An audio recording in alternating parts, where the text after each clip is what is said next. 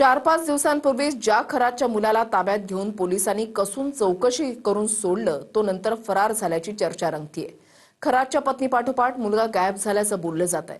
पाहूयात एक रिपोर्ट। सर्वसामान्यांचं डोकं चक्रावेल असे अजब प्रकार भोंदू खराच्या केसमध्ये दर दिवसाआड घडतायत। 4 दिवसांपूर्वी पोलिसांनी ज्या खराचा मुलगा हर्षवर्धन खरातला ताब्यात घेतलं होतं 2 दिवसांच्या चौकशीनंतर त्याला सोडण्यात आलं, मात्र तोच मुलगा आता नॉट रिचेबल झाल्यामुळे फरार झाल्याचं बोललं जात आहे। विशेष म्हणजे याआधीच खराची पत्नीही फरार झाली आहे। वास्तविक खराच्या अटकेच्या याआधी तो परदेशात पळून जाऊ शकतो म्हणून पोलीस खात्यानं लुकआउट नोटीस काढली होती।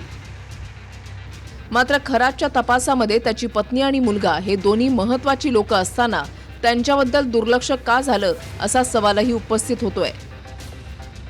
कारण ज्या खरातवर दाव्यानुसार पोलीस अनेक दिवसांपासून पाळत ठेवून होते त्याच खराच्या कुटुंबाकडे कुणाचंही लक्ष गेलं कसं नाही याबद्दलही आश्चर्य व्यक्त होत आहे।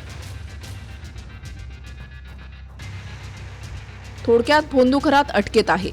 पोलिसांनी 2 दिवसांच्या चौकशीनंतर ज्याला सोडून दिलं तो खरातचा मुलगा फरार कम नॉट रिचेबल झालाय आणि खराची पत्नी तर आधीपासूनच फरार असल्यानं पोलिसांच्या हाती लागलेली नाही।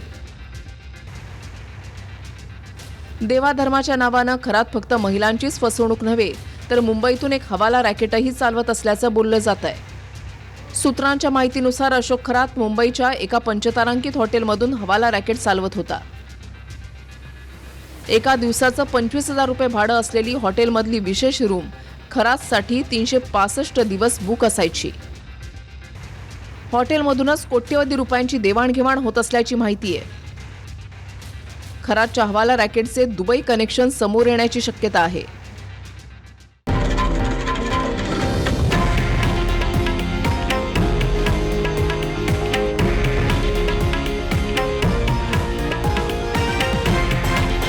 हे आहे देशातील नंबर 1 न्यूज नेटवर्क आणि आपण पाहत आहात TV9 मराठी, एकमेव।